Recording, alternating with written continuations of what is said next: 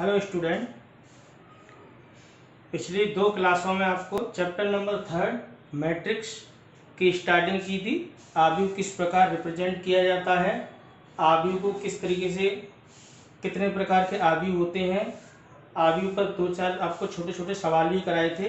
अब इसमें नया टॉपिक स्टार्ट करते हैं, आव्यूह पर संक्रिया। आव्यूह पर संक्रिया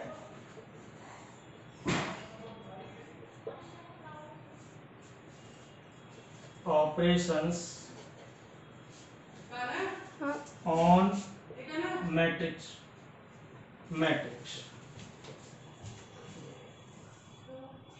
ऑपरेशंस ऑन मैट्रिक्स, आव्यूह पर संक्रिया। जैसे हमने छोटी क्लास में पढ़ते हैं जोड़ना, घटाना, गुणा करना, उसी तरीके की आव्यूह पर भी संक्रियाएं होती हैं। तो पहली संक्रिया है इसकी योग संक्रिया। योग संक्रिया,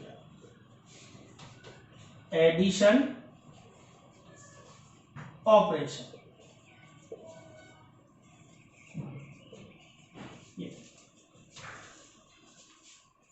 योग संक्रिया, योग संक्रिया, योग का मतलब जैसे जोड़ना, कहने का मतलब यह है कि दो आव्यूह को कब जोड़ा जा सकता है।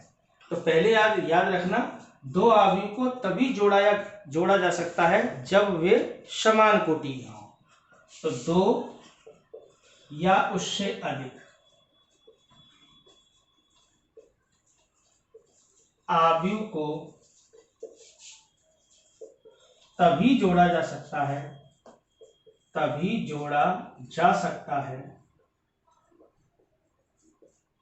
जब वे समान कोटि के हों।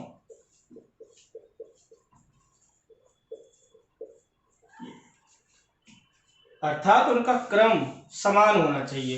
यदि पहला आव्यूह 2x3 कोटि का है तो दूसरा आव्यूह भी 2x3 कोटि का होना चाहिए। सपोज करो पहला आव्यूह है मेरे aij, इस टाइप के अवयव है, इसकी कोटि m×n है। तो अगर दूसरा आव्यूह अगर आपका bij, कोई भी अवयव हो सकते हैं, अवयव साधारणतः aij या bij से व्यक्त किए जा सकते हैं। अगर इसका क्रम m×n है तो इसका क्रम भी m×n होना चाहिए, तभी इन दोनों आव्यूह को जोड़ा जा सकता है। मतलब a+b दोनों आव्यूह को जोड़ा जा सकता है। मतलब इस प्रकार आएंगे कि इनके संगत अवयव जुड़ेंगे ऐसे, और इसकी भी जो क्रम निकल के आएगा वो m×n होगा। जोड़ना किससे? aij प्लस अवयवों को जोड़ा जाता है। मतलब पहला अवयव a11 b11 से जुड़ेगा, a12 b12 से, संगत अवयवों को जोड़ते जाते हैं। जैसे सपोज करो एक मेरा आव्यूह इस प्रकार है 2 3 4 -1 0 5 ऐसे, और दूसरा आव्यूह मेरा इस प्रकार का है 1 2 3 -1 4 3 इस प्रकार। अगर इसका क्रम 2x3 है, आप देख रहे हैं इसमें 2 पंक्ति 3 स्तंभ में, तो इसमें भी 2 पंक्ति 3 स्तंभ में। इसका क्रम 2x3 है तो इसका क्रम भी 2x3 है। इसका मतलब इन दोनों आव्यूह को जोड़ा जा सकता है। अब जोड़ेंगे किस प्रकार, ये देखिए a+b बराबर 2 3 4, इनके संगत अवयवों को जोड़ना है। 1 2 3 -1 4 3 इस प्रकार। तो इसका मतलब a11 b11 से जुड़ेगा, a12 b12 से। जैसे ये लिखा है aij प्लस bij, मतलब संगत अवयवों को जोड़ते जाना है। तो किस प्रकार जोड़ना है आपको? 2 + 1 करना है, 3 + 2 करना है, 4 + 3 -1 को जोड़ना है, 0 + 4 एंड 5 + 3। तो रिजल्ट क्या आएगा? यहां से इसको सॉल्व कर लेंगे। 2 और 1 3, 3 और 2 5, 4 और 3 7, -1 -2 हो गया, 4 के 4, 5 और 3 8। तो जो रिजल्ट आएगा उसका क्रम भी कितना आएगा? 2x3, क्योंकि ये वाले आव्यूह कितने क्रम के थे? 2 पंक्ति 3 स्तंभ। तो इसके रिजल्ट में भी यही आएगा, 2 पंक्ति 3 इसका। तो ये आपका समझ में आ रहा होगा दो आवयव को कैसे जोड़ते हैं। दो आवयव को तभी जोड़ा जा सकता है, ये ध्यान रखना, जब वे समान कोटि, कोटि से मतलब हमारा क्रम, ऑर्डर, कोटि कह लो, क्रम कह लो या ऑर्डर कह लो। दो आवयव को तभी जोड़ा जा सकता है जब वे समान कोटि के हों। जोड़ते किस प्रकार है, उनके संगत अवयवों को जोड़ देते हैं। तो ये आपको जोड़ना समझ में आया होगा। पहली संक्रिया है दो आवयव का जोड़ना। इसके ऊपर क्वेश्चन आते हैं, अभी आपको समझाएंगे किस प्रकार आएंगे। तो पहली संक्रिया है, इसके अपने कुछ गुणधर्म हैं, देखते हैं क्या।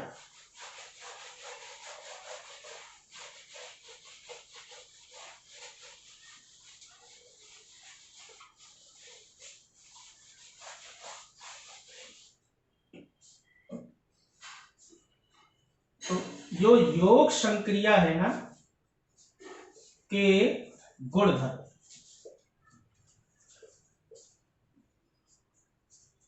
प्रॉपर्टीज ऑफ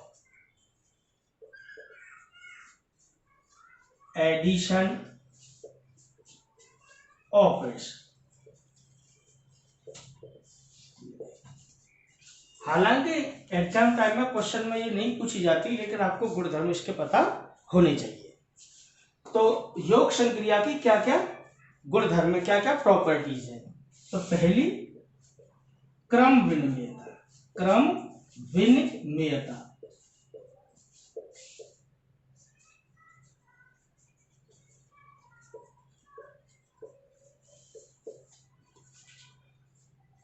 कॉम्यूटेटिविटी, जैसे क्रम विनिमय भी कहते हैं, कॉम्यूटेटिव लॉ, क्रम विनिमय गुणधर्म, क्रम विनिमय नियम कैसे भी लिख सकते हैं। क्रम विनिमय नियम को हम ऐसे भी कह सकते हैं, उस गुण को क्या कहेंगे, क्रम विनिमयता। क्रम विनिमयता का मतलब समझते हैं, यदि ए तथा बी समान कोटि के, कोटि समान होनी चाहिए, कोटि समान होने का मतलब है कोटि समान नहीं होगी तो उनको जोड़ा ही नहीं जा सकेगा। तो यदि ए तथा बी समान कोटि या क्रम के दो आवयव हों, तब ए प्लस बी बराबर होता है बी प्लस ए। अर्थात आवयव ए में बी को जोड़ा जाए या बी में ए को जोड़ा जाए, तो दोनों आवयव कैसे होते हैं, समान, मतलब दोनों का रिजल्ट कैसा आएगा, समान, ए प्लस बी या बी प्लस ए। दूसरा साचर्यता, एसोसिएटिविटी,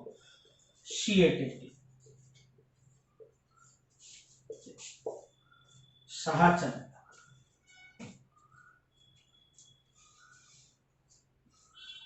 साचरता क्या होती है, साचरता क्या होती है, यदि ए बी सी, यदि ए बी सी समान कोटि के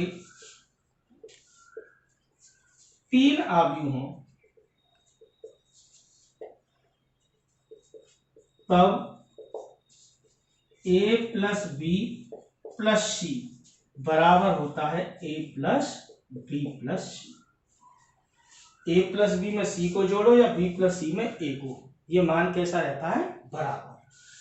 तो ये दोनों गुणधर्म समझ में आए होंगे, क्रम विनिमयता और साचर्यता, कॉम्यूटेटिविटी, एसोसिएटिविटी, या कॉम्यूटेटिव लॉ, एसोसिएटिव लॉ, क्रम विनिमय नियम, साचर नियम।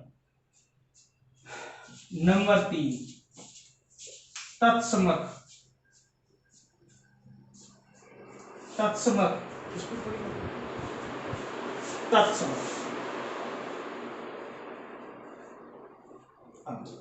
या इसको ऐसे समझ सकते हो, योज्य तत्समक,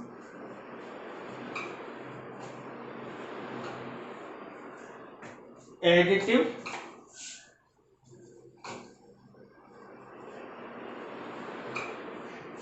आइडेंटिटी।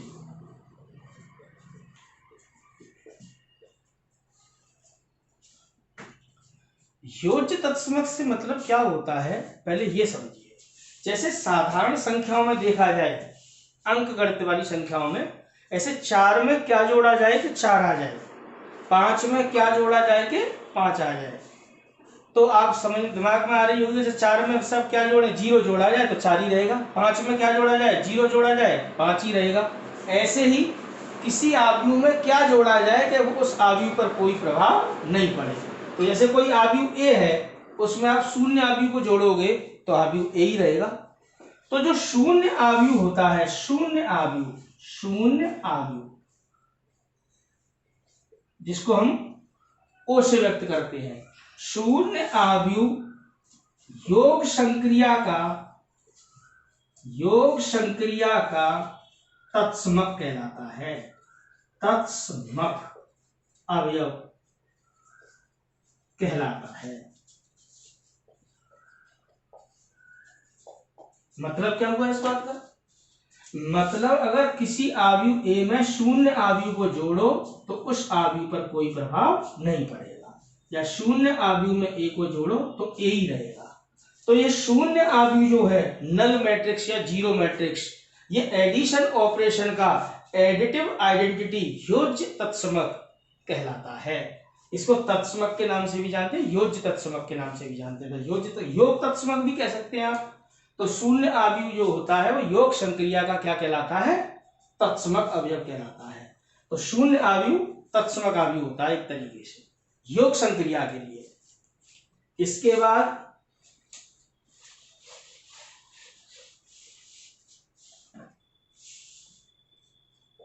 योज्य प्रतिलोम,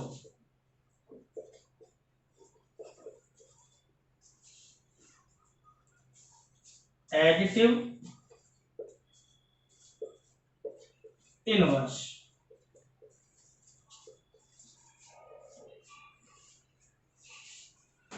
एडिटिव इनवर्स, जैसे 4 में क्या जोड़ा जाए कि शून्य आ जाए, मतलब शून्य अभी क्या था, योग संक्रिया का तत्समक। ऐसे 4 में क्या जोड़ा जाए कि शून्य आ जाए, तत्समक आ जाए, तो -4 को ही तो जोड़ोगे। जैसे आव्यूह ए में क्या जोड़ा जाए कि योग तत्समक आ जाए, ये वाला आ जाए, शून्य आ जाए, तो आप क्या जोड़ोगे, आव्यूह ए में -a को ही तो जोड़ोगे, या -a में किसको जोड़ोगे, ए। तो ए में -a को जोड़ा जाए या -a में a को, क्या आ जाएगा, तत्समक अवयव आ जाएगा कि नहीं आ जाएगा। तो -a आव्यूह ए का योज्य प्रतिलोम कहलाता है। ये क्या कहलाता है, योज्य प्रतिलोम, एडिटिव इनवर्स। तो स्टूडेंट, हमने यहाँ पर गुणधर्मों में 4 बातें सीखी। नंबर 1, क्रम विनिमेयता, कॉम्यूटेटिविटी। यदि ए और बी समान कोटि के कोई दो आव्यूह हों तो आव्यूह ए प्लस बी बराबर होता है बी प्लस ए के। दूसरी बात, साचरता में यदि ए कोमा बी कोमा सी एक ही क्रम के कोई 3 आव्यूह हों तो ए प्लस बी प्लस सी बराबर होता है ए प्लस बी प्लस सी। तीसरी बात, योज्य तत्समक, एडिटिव आइडेंटिटी। तो मैंने आपको बताया था शून्य आव्यूह की योग संक्रिया का तत्समक कहलाता है। और योज्य प्रतिलोम, अगर ए है कोई आव्यूह तो -a उसका क्या कहलाएगा, योज्य प्रतिलोम।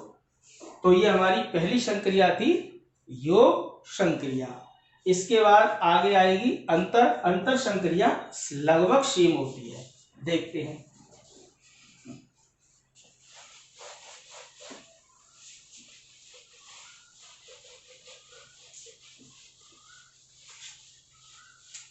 योग संक्रिया के ऊपर आपको 1-2 सवाल करके बताते हैं, छोटा सा, तो आपकी समझ में आएगा। जैसे अभी आपको एक उदाहरण दिया था, उसके आपको समझ में आ गया होगा। इसके बाद दूसरा लेते हैं आपको अंतर वाला, व्यकलन। नंबर 2, व्यवकलन।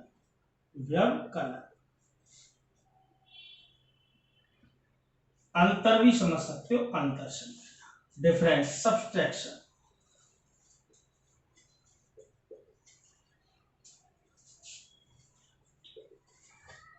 ऑपरेशन, व्यवकलन संक्रिया।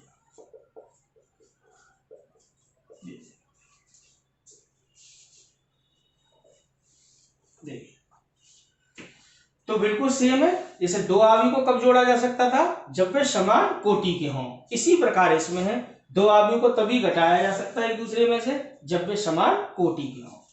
जैसे ए बराबर अगर कोई अवयव aij है, इसका अगर क्रम m क्रॉस n है, दूसरा अवयव b है, इसका भी अगर क्रम m क्रॉस n है, तो यहाँ पर a माइनस बी क्या आएगा, इस प्रकार aij में से क्या घटाओगे, bij, इस तरीके, और इसका क्रम भी कितना आएगा, m क्रॉस n।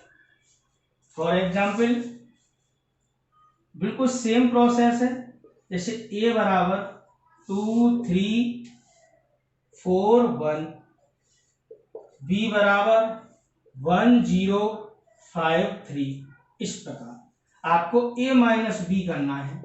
तो ये किया जा सकता है, क्यों, क्योंकि ये अगर 2 क्रॉस 2 का मैट्रिक्स है तो ये भी तो 2 क्रॉस 2 किया है। बस शर्त आपको ध्यान रखनी है, दोनों के क्रम समान होना चाहिए। 2 क्रॉस 3 है तो 2 क्रॉस 3 होना चाहिए, अगर 2 क्रॉस 2 है तो 2 क्रॉस 2 होना चाहिए। तो यहां से किस प्रकार करेंगे आप, 2 3 4 1 माइनस 1 0 5 3, इस प्रकार। तो यहां से आगे क्या प्रोसेस अपनाएंगे, संगत अवयवों को करना है। 2 माइनस 1 हो जाएगा, 3 माइनस 0 हो जाएगा, 4 माइनस 5 हो जाएगा, और 1 माइनस 3, इस प्रकार संगत अवयवों को। तो a11 minus b11, a12 minus b12। तो यहाँ से क्या होगा, 2 माइनस 1, 3 माइनस 0, 4 माइनस 5 और 1 माइनस 3, क्या आएगा यहाँ से 1 3 माइनस 1 माइनस 2, इस प्रकार। तो वैल्यू कोई भी आ सकती है, 2 में से 1 घटाओगे 1 आएगा, सीधी सी बात है। 3 में से 0 घटाओगे 3 आएगा, 4 माइनस 5 माइनस 1, 1 माइनस 3 माइनस 2, ये हमारा हो जाएगा यहाँ पर आंसर। इसके कोई अलग से गुणधर्म नहीं है व्यवकलन संक्रिया के, जैसे योग संक्रिया के हैं, इसके अगर पूछे भी नहीं जाते, ना ही होते हैं, क्योंकि योग अंतर संक्रिया या व्यवकलन संक्रिया क्रम नियम का पालन करती नहीं है, क्योंकि a माइनस बी बराबर नहीं होता है b माइनस ए के। तो इसके कोई गुणधर्म नहीं है, इसीलिए नहीं दिखाए जा रहे। इसके बाद तीसरी आती है गुणन संक्रिया। गुणन संक्रिया को आप समझेंगे, ये मोस्ट इंपोर्टेंट टॉपिक है, और गुणन संक्रिया आपकी समझ में आती है तो इसकी प्रश्नावली के सवाल आसानी से हल किए जा सकते हैं। तो सबसे इंपॉर्टेंट टॉपिक शुरू करने जा रहे हैं, तीसरी संक्रिया इसकी गुणन संक्रिया, देखते हैं।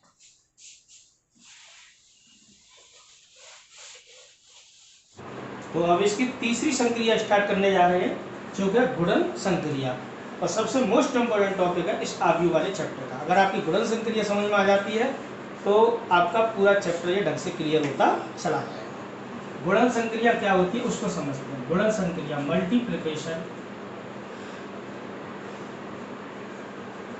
ऑपरेशन।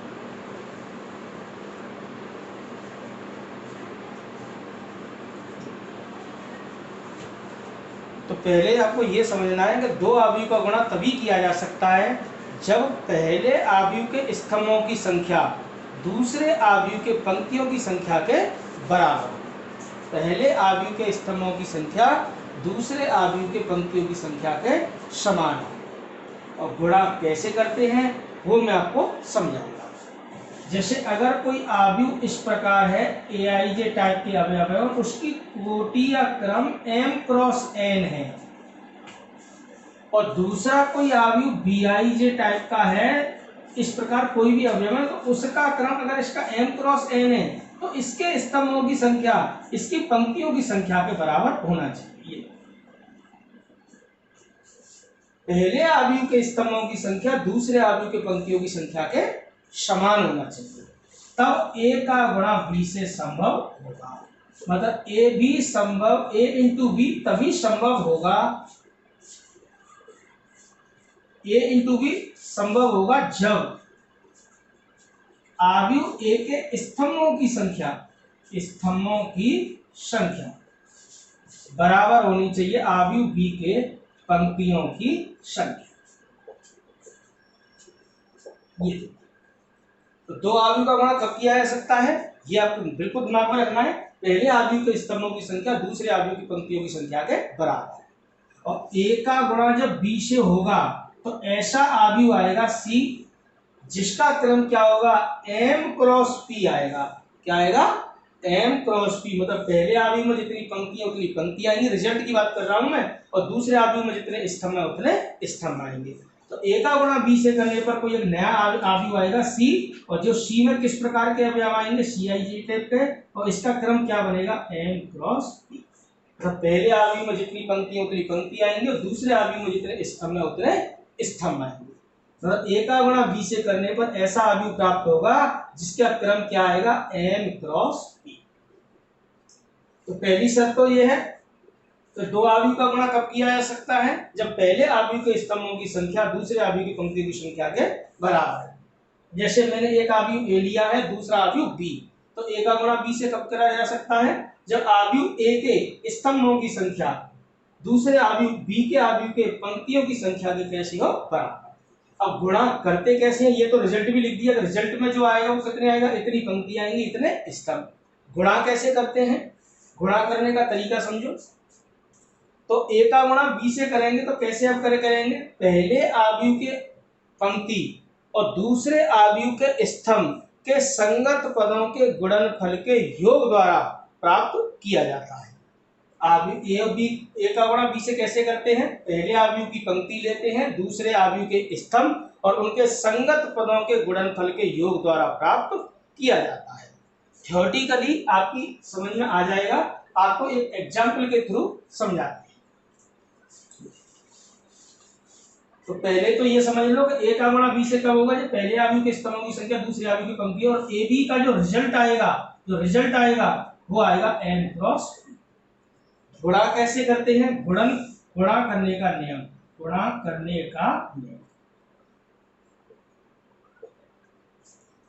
पहले आव्यूह की पंक्ति तथा दूसरे आव्यूह के स्तंभ, पहले आव्यूह की पंक्ति तथा दूसरे आव्यूह के स्तंभ के संगत पदों के गुणनफल के योग द्वारा प्राप्त करते हैं। दो आव्यूह का गुणन कैसे प्राप्त करते हैं, गुणा करने का, गुणन प्राप्त करने का नियम, कैसे करते हैं गुणा करने का नियम, ये तो कंडीशन है, पहले आव्यूह के स्तंभों की संख्या दूसरे आव्यूह की पंक्तियों की संख्या के बराबर हो, ये तो कंडीशन है। रिजल्ट जो आएगा ये भी कन्फर्म है, जितने पहले आव्यूह में पंक्ति उतनी पंक्ति आएंगी, दूसरे आव्यूह में जितने स्तंभ होते हैं स्तंभ आएंगे। अब गुणा करते कैसे है, प्रोसेस क्या है, वो प्रोसेस ये है कि पहले आव्यूह की पंक्ति लेते हैं और दूसरे आव्यूह का स्तंभ और उनके संगत पदों के गुणनफल के योग द्वारा प्राप्त करते हैं। एग्जाम्पल देंगे, आपकी समझ में आएगा। फिलहाल ये कंडीशन आपकी समझ में आनी चाहिए।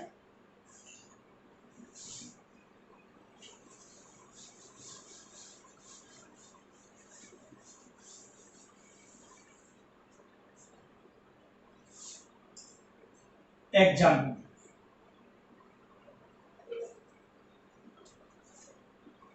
जैसे कोई भी आव्यूह 2, 3, 1, 4, 2, 6 कुछ भी हो, 6 या 12, इसका क्रम 2 क्रॉस 3, तो इसका गुणा किसी भी आव्यूह से किया जा सकता है, उसमें 3 पंक्ति आनी चाहिए, ये ध्यान रखना। जैसे एक आव्यूह लिया मैंने इस प्रकार 2, 1, 4, 3, 5, 2, इसका क्रम लिया मैंने 3 क्रॉस 3 पंक्ति आनी चाहिए, स्तंभ 2 आ जाए चाहे 3 आ जाए, उससे कोई फर्क नहीं पड़ेगा, स्तंभ और भी आ सकता है, कोई टेंशन नहीं है, 4, 1, 5 ऐसे 3 क्रॉस 3 हो सकता है, 3 क्रॉस 4 हो सकता है, खाली 3 क्रॉस, मतलब इसके स्तंभों की संख्या इसके पंक्तियों की संख्या के बराबर हो, इसमें कितने भी स्तंभ हो कोई फर्क नहीं पड़ेगा। जैसे सपोज करो आपने यहीं तक लिया, कोई टेंशन नहीं है इससे, इसका क्रम क्या ले लिया आपने 3 क्रॉस 2, मतलब 3 तो पंक्ति है 2 स्तंभ है, तो पहले आव्यूह के स्तंभों की संख्या दूसरे आव्यूह के पंक्तियों की संख्या के बराबर है, इसका मतलब गुणा किया जा सकता है, स्तंभ इसमें कितने भी हो। तो गुणा करने का नियम कैसे करेंगे, a का गुणा b से, अब समझिए 2, 3, 1, 4, 2, 2, इंटू 2 1 4 3 5 2। ये देख, जो एलिमेंट है उनको उतार लिया मैंने। क्या बताया था गुणा करने में, ये तो श्योर हो गया कि इसका क्रॉस 2 क्रॉस 3 है, ये 3 क्रॉस 2 है, तो गुणा संभव है। और रिजल्ट कितने का आएगा, इसकी इतनी पंक्तियां उतनी पंक्तियां आएंगी, जितने इसमें स्तंभ है उतने स्तंभ आएंगे। गुणा करने का क्या प्रोसेस है वो आप समझिए। यहां से क्या बताया था आपको, पहले आव्यूह की पंक्ति लेते हैं और दूसरे आव्यूह का स्तंभ, और उनके संगत पदों के गुणनफल के योग द्वारा प्राप्त किया जा सकता है, किया जाता है। किस प्रकार, जैसे ये पहली पंक्ति लेंगे तो पहला ही स्तंभ, पंक्ति गुणा स्तंभ, ऐसे चलता है गुणा, पंक्ति गुणा स्तंभ। मतलब आप ऐसे समझो, इसको उठा के इस पर रखना है, तो 2 का मल्टीपल 2 से, 3 का 4 से, 1 का 5 से, तो कैसे आएगा, 2 का गुणा 2 से प्लस संगत पदों के गुणनफल, और इस पंक्ति का पहला अवयव तो इस स्तंभ का पहला, इस पंक्ति का दूसरा अवयव तो इस स्तंभ का दूसरा, इस पंक्ति का तीसरा स्तंभ तो तीसरा अवयव तो इस स्तंभ का भी तीसरा अवयव। 2 गुणा 2 हो गया, प्लस 3 गुणा 4 हो जाएगा, प्लस 1 गुणा 5। प्रोसेस समझ में आ रहा होगा। अब इस पंक्ति का इस स्तंभ में होगा, जितने भी स्तंभ आएंगे सब में होगा, पूरी पंक्ति तैयार हो जाएगी। अब इस पंक्ति का इस स्तंभ में होगा ऐसे, तो क्या आएगा, 2 गुणा 1, 3 गुणा 3, 1 गुणा 2। मतलब इसको उठा के इस पर रखना है, तो 2 का गुणा 1 से होगा, 3 का गुणा 3 से होगा, 1 का गुणा 2 से। इसका गुणा जब इससे हुआ था 2 का गुणा 2 से, 3 का गुणा 4 से, 1 का गुणा 5 से। ऐसे ही इसको प्रोसेस को आगे बढ़ाएंगे तो 4 बिल्कुल पंक्ति गुणा स्तंभ, 4 का गुणा 2 से, 4 इंटू 2, 2 का गुणा 4 से और 2 का गुणा 5 से। इसका जब होगा 4 इंटू 1 होगा, प्लस 2 इंटू 3 प्लस 2 इंटू, ये प्रोसेस होता है। समझ में आ रहा होगा ये प्रोसेस किस प्रकार किया जा रहा है। 4 गुणा 2, 2 गुणा 4, 2 गुणा 5, 4 गुणा 1, 2 गुणा 3, 2 गुणा 2। आपको प्रोसेस समझ में आना चाहिए। संख्यात्मक गणना है तो आप खुद भी हल कर सकते हैं। देखेंगे इसको क्या बनेगा, 2 2 जा 4, 3 4 जा 12। इसको हल कर लेना है और इसमें कुछ नहीं, कैलकुलेशन तो आपको हल करना आता ही है, बस इसको हल करना है। इसको हल कर लेंगे और रिजल्ट हम आ जाएंगे। तो यहाँ से 4 12 16 5 21, 9 2 11 2 13, 8 8 16 10 26, 6 4 10 और 4। रिजल्ट कितने का आया, आप देख रहे हैं 2 पंक्ति और 2 स्तंभ। मैंने बताया था कितने का रिजल्ट आएगा, इतनी पंक्ति आएंगी और इतने स्तंभ आएंगे। हो गया यहाँ पर, तो ये आपकी समझ में आया होगा। अच्छा, आप कहोगे क्या सर ए का गुणा बी से हो रहा है, क्या बी का गुणा ए से हो जाएगा। हाँ, तो ये कंडीशन पर निर्भर करेगा। अगर बी के स्तंभों की संख्या ए के स्तंभ पंक्तियों की संख्या के बराबर है तो गुणा हो जाएगा, अन्यथा गुणा नहीं होगा। लेकिन ये जरूरी नहीं है कि रिजल्ट सेम आए, क्यों, बिल्कुल नहीं आएगा, क्योंकि अगर उल्टा गुणा कराओगे तो ये 3 क्रॉस 2 का है, तो रिजल्ट 3 क्रॉस 3 का आएगा, रिजल्ट सेम नहीं आएगा। आव्यूह का ध्यान रखना है आपको हमेशा, आव्यूह की गुणन संक्रिया कभी भी क्रम विनिमय नियम का पालन नहीं करती है। तो ये आपकी समझ में आया होगा। जैसे आप उल्टा कहें कि क्या सर यहाँ से बी का गुणा ए से किया जा सकता है, तो आपको कंडीशन चेक करनी पड़ेगी, बी के उल्टा चेक करना पड़ेगा। जैसे आपको बी का गुणा ए से करना है तो पहले बी के एलिमेंट लिखने पड़ेंगे, 2 1 4 3 5 2 इंटू यहां से 2 3 1 4 2 2। इस प्रकार इसका क्रम क्या है, आप देख रहे हैं 3 क्रॉस 2। इसका क्रम क्या है, 2 क्रॉस 3। पहले आव्यूह के स्तंभों की संख्या दूसरे आव्यूह की पंक्तियों की संख्या के बराबर है। मतलब यहाँ पर बी का गुणा ए से करना संभव है, मतलब यहाँ पे बी इंटू ए संभव है, पॉसिबल है, क्योंकि बी के स्तंभों की संख्या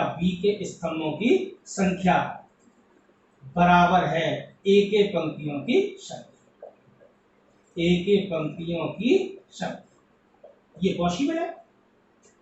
गुणा कैसे करेंगे, वही नियम, हर बार जरूरी नहीं होता ए का गुणा बी से हो रहा हो, बी का गुणा ए से हो ही नहीं पा रहा हो।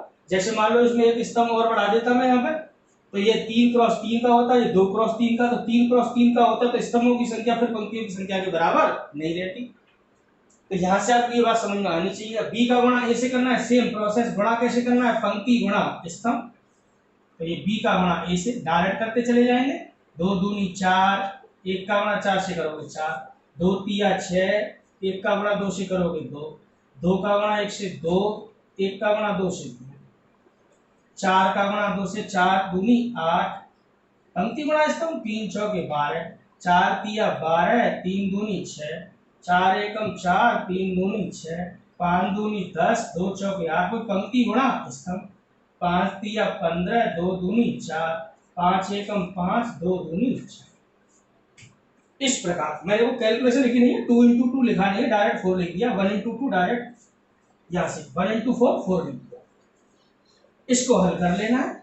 4 और 4 8, 6 और 2 8, 4 12 8 20, 12 6 18, 6 4 10, 10 8 18, 15 4 19, 5 4 9। लेकिन रिजल्ट क्या आया? 3 पंक्ति आई, 3 ही स्तंभ। और आपको पता है रिजल्ट कितना आता है? जितने पहले आव्यूह में पंक्तियां उतनी पंक्ति आएंगी और दूसरे आव्यूह में जितने स्तंभ है उतना स्तंभ आएगा। आपने देखा ए का गुणा बी से करने पर रिजल्ट 2 क्रॉस 2 आया था, मतलब 2 पंक्ति 2 स्तंभ आए थे, और यहाँ पर 3 पंक्ति 3 स्तंभ। मतलब ए बी बराबर नहीं होता है, आपकी समझ में आ गया होगा बी ए के। मतलब ए का गुणा बी से करो, बी का गुणा ए से, रिजल्ट बराबर नहीं आते हैं। आपने देख लिया। और इसमें ये भी कंडीशन हो सकती है कि ए का गुणा बी से हो पा रहा हो, बी का गुणा ए से हो ही ना पाए, तो ऐसा भी हो जाता है। तो फिलहाल गुणा करने का तरीका समझ में आना चाहिए। कंडीशन तो ये है कि पहले आव्यूह के स्तंभों की संख्या दूसरे आव्यूह के पंक्तियों की संख्या के बराबर होनी चाहिए। दूसरी बात, गुणा करने का नियम क्या है, कैसे गुणा करते हैं? पहले आव्यूह की पंक्ति और दूसरे आव्यूह के स्तंभ के संगत पदों के गुणनफल के योग द्वारा प्राप्त करते हैं। अब इसमें आगे देखते हैं।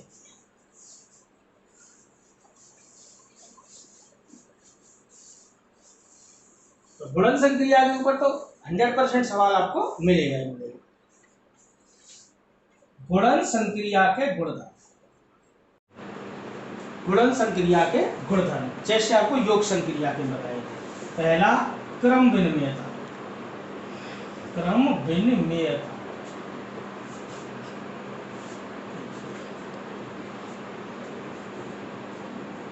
कम्यूटेटिविटी। तो योग संक्रिया क्रम विनिमय नियम का पालन करती है, लेकिन गुणन संक्रिया कभी भी क्रम विनिमय का नियम का पालन नहीं करती है। मतलब ए का गुणा बी से और बी का गुणा ए से किया जाए तो ये मान कभी भी बराबर नहीं आते, क्योंकि अभी आपने देखा ए का गुणा बी से करने पर ए बी आया था 2 क्रॉस 2 का, लेकिन बी ए कितने का आया था? 3 क्रॉस 3 का। और ऐसा भी हो जाता है कि ए का गुणा बी से संभव है, लेकिन बी का गुणा ए से संभव है ही नहीं। तो यहाँ पर यह क्रम विनिमयता की कंडीशन यहाँ पर फेल होती है। तो गुणन संक्रिया कभी भी क्रम विनिमय का पालन नहीं करती है। तो आव्यूह की ध्यान रखना है आपको, गुणन संक्रिया, आव्यूह की गुणन संक्रिया क्रम विनिमय नियम का पालन नहीं करती।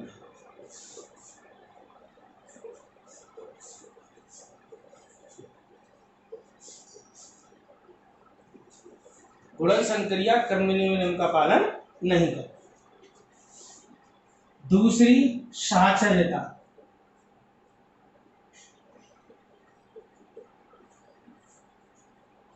एसोसिएटिव।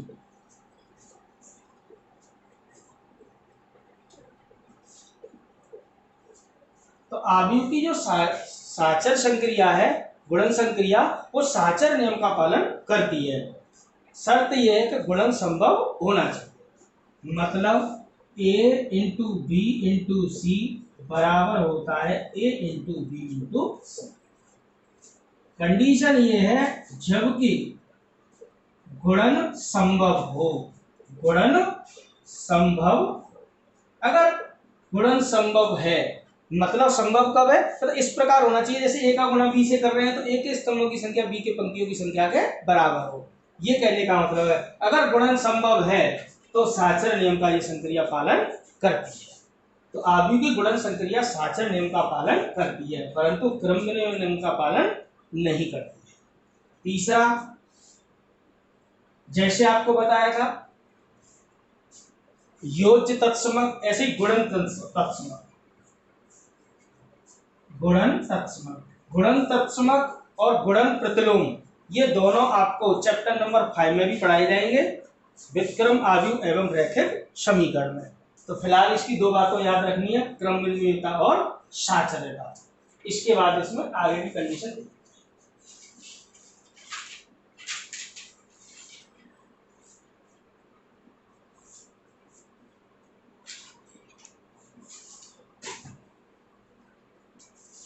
ये गुणन तत्समक वाली बात आपको उस चैप्टर में कराई जाएगी।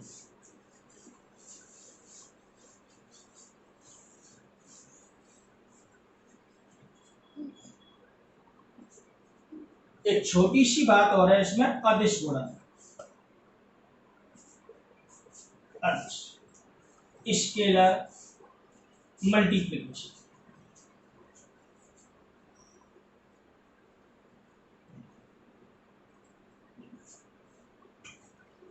कहने का मतलब यह है कि जैसे एक कोई भी आव्यूह हो जिसकी क्रम कैसा भी हो, अगर मान लो के कोई शून्येतर अदिश राशि है और के का गुणा अगर ए से किया जाए तो डायरेक्टली इसके सभी अवयवों में गुणा हो जाता है। मतलब के का गुणा किस में हो जाएगा? सभी अवयवों में। और उसका भी क्रम क्या रहेगा? m क्रॉस n, मतलब उसकी कोटि पर कोई प्रभाव नहीं पड़ेगा। जैसे a बराबर कोई आव्यूह है हमारा 2 3 1 और 1 4 3, और मान लीजिए मुझे 2 का गुणा करना है a से, a की जगह पर 2 ले दिया मैंने। 2 कोई भी मेरी अदिश राशि है, कोई भी स्केलर क्वांटिटी, और 2 का गुणा a से करना है। तो कैसे करना है? ये प्रत्येक अवयव में गुणा हो जाएगा। 2 3 1 1 4 3, तो 2 का गुणा 2 से होगा तो क्या आएगा? 4, 2 3 जा 6, 2 1 जा 2, 2 1 जा 2, 2 4 जा 8, 2 3 जा 6। इसका क्रम कितना था आव्यूह का? 2 क्रॉस 3, 2 पंक्ति 3 स्तंभ, लेकिन इसमें 2 का गुणा करने पर भी इसके क्रम पर कोई प्रभाव नहीं पड़ेगा। तो इसका भी क्रम क्या रहेगा? 2 क्रॉस 3। तो ये है एक अदिश गुणन, मतलब एक किसी संख्या का अगर आव्यूह में गुणा कर रहे हैं तो ध्यान रखना आव्यूह के प्रत्येक अवयव में उस राशि का गुणा हो जाता है। क्लियर हो गई होगी ये बात? गुणा करना मैंने आपको समझाया है। एक एग्जाम्पल और लेते हैं, गुणा में गलती कभी भी नहीं करनी। एक और देखते हैं इसका एग्जाम्पल गुणा करने का। गुणा कैसे करना है, मेन तो गुणा करना आपकी समझ में आना चाहिए। तो एक बुक से ही आपका एक सवाल लेते हैं, ये आपकी समझ में आएगा।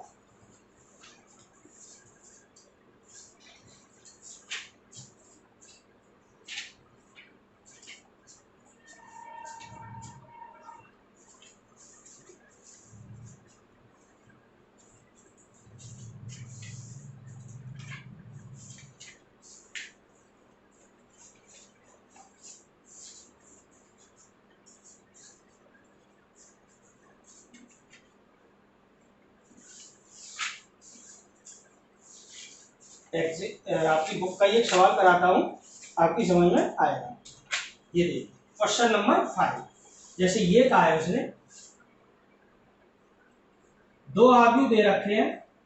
ए बराबर क्या आव्यूह दे रखा है? 0 1 2 3 3 2 1 0। बी बराबर क्या है?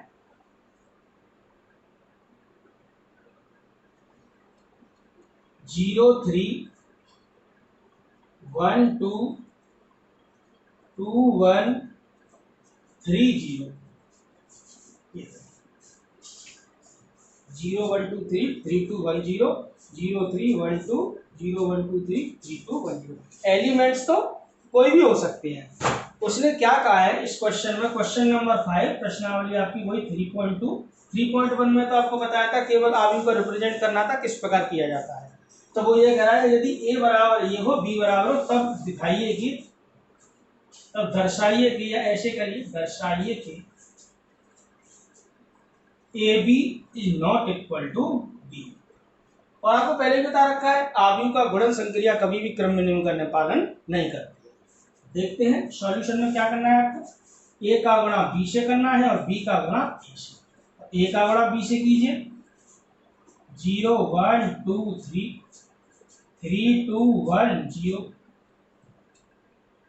इसका गुणा इससे करना है, 0 3 1 2 2 1 3 0। पहले तो ये चेक कर लिया करो क्या गुणा संभव है। इसका क्रम कितना है, 2 क्रॉस 4 का, 2 पंक्ति 4 स्तंभ। इसका क्रम क्या है, 4 पंक्ति 2 स्तंभ। पहले आव्यूह के स्तंभों की संख्या दूसरे आव्यूह की पंक्ति की संख्या के बराबर है। और यही कंडीशन थी कि दो आव्यूह का गुणन कब किया जा सकता है, जब पहले आव्यूह के स्तंभों की संख्या दूसरे आव्यूह की पंक्तियों की संख्या के बराबर हो।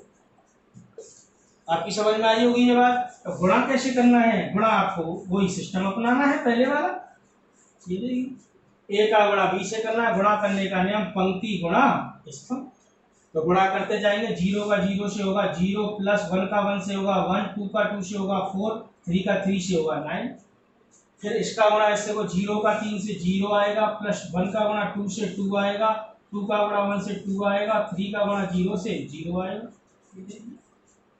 इसका जब गुणा करोगे 3 का 0 से करोगे 0 आएगा, 2 का 1 से 2, 1 का 2 से 2 0 आएगा।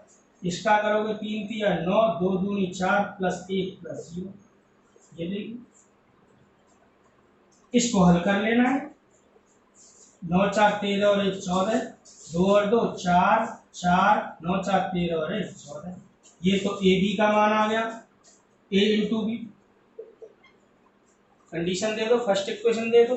अब एक वैल्यू किसकी निकाल लेनी है, बी इंटू ए की। बी इंटू ए की कैसे करोगे, वही गुणा करना देखोगे संभव है या नहीं। पहले तो 0 3 1 2 2 1 3 0 इंटू ए की जगह ए का मान 0 1 2 3 3 2 1 0। पहले तो यही चेक करना है कि क्या गुणा संभव है। तो वही कंडीशन, पहले आव्यूह के स्तंभों की संख्या दूसरे आव्यूह की पंक्तियों की संख्या के बराबर हो। इसमें कितनी पंक्ति है, 4 पंक्ति 2 स्तंभ में। इसमें कितनी पंक्ति, 2 पंक्ति 4 स्तंभ में। स्तंभों की संख्या क्या पंक्तियों की संख्या के बराबर है तो गुणा संभव हो जाएगा। अब गुणा कैसे करोगे वो आप समझते चलो। वही पंक्ति गुणा स्तंभ। 0 का 0 से करोगे, 3 का 3 से, तो 0 का 0 से 0, प्लस 3 3 9 हो गया। फिर इसका इस स्तंभ में करोगे, वो स्तंभ में करते जाना है इस प्रकार। 0 का 1 से करोगे 0 आएगा, और 3 का 2 से करोगे 6 आएगा। अब की बार 0 का 2 से करोगे 0 आएगा, प्लस 3 का 1 से करोगे 3 आएगा। फिर दोबारा से 0 का 3 से करोगे 0 आएगा, 3 का 0 से करोगे 0 आएगा, इस प्रकार। फिर दोबारा से इनका करोगे, 1 का 0 से 1 0 आएगा, प्लस 2 का 3 से 6 आएगा। जी 1 का 1 से करोगे 1, 2 का 1 2 से करोगे 4 आएगा। कोई पंक्ति गुणा स्तंभ करते जाना है। 1 का 2 से 2 करोगे 2 आएगा, और 2 का 1 से करोगे 2 आएगा।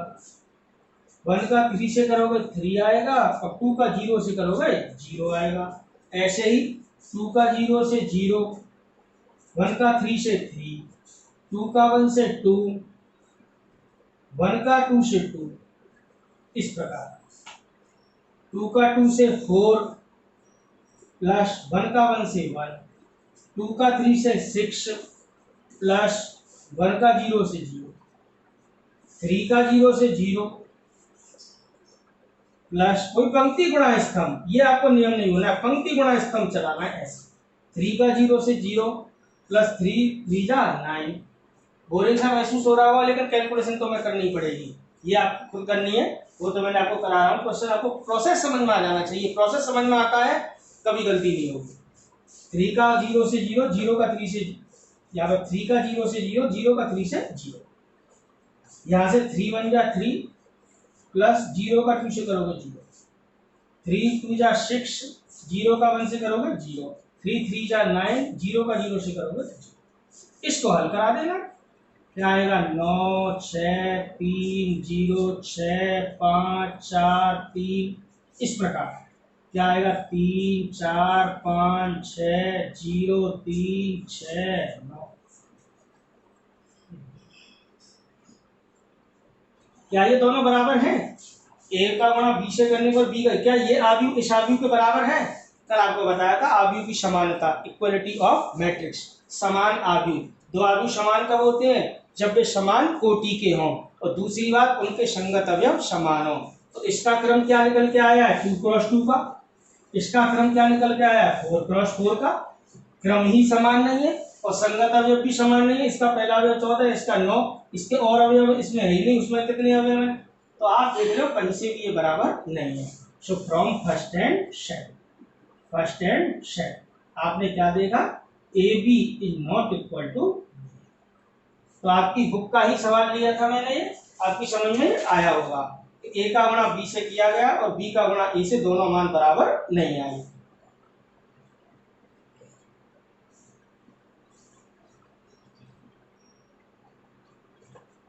तो आपने आव्यूह पर आपने 3 प्रकार की संक्रियाएं पढ़ी। एक चौथी भाग संक्रिया, वो आव्यूह में नहीं होती है, ध्यान रखना। भाग संक्रिया नहीं होती, केवल 3 ही प्रकार की संक्रिया होती हैं, योग संक्रिया, व्यवकलन कह लो या अंतर कह लो, और तीसरी संक्रिया गुणन संक्रिया। गुणन करने का नियम समझ में आया होगा। अपनी प्रश्नावली के उदाहरण समझने हैं, क्वेश्चन 1-2 हल करके देखने हैं। 3.2 प्रश्नावली पूरी आसान है, आप प्रयास करना इसको हल करने का। अब मैं इसका नया टॉपिक लेके आऊंगा नेक्स्ट क्लास में। आव्यूह पर संक्रिया के बाद अगली कंडीशन आएंगी आव्यूह के, और उसके सवाल कराएंगे। तो अगली क्लास तक आपको इसको पढ़ना है थोड़ा सा। पिछली 2 क्लासों में आपने देखा, आज जो लेक्चर था वो हमारा 10वां था। पिछली 9 क्लासों में आपको, पहली 7 क्लासों में आपको पढ़ाया था चैप्टर नंबर 2, 8वीं 9वीं क्लास में आपको पढ़ाया है आव्यूह। तो लेक्चर नंबर 10 में ये आपको ये आव्यूह पढ़ाया गया है। उसी के आगे तो इसको ढंग से पढ़ना, ठीक है? अगली क्लास तक। Thank you student.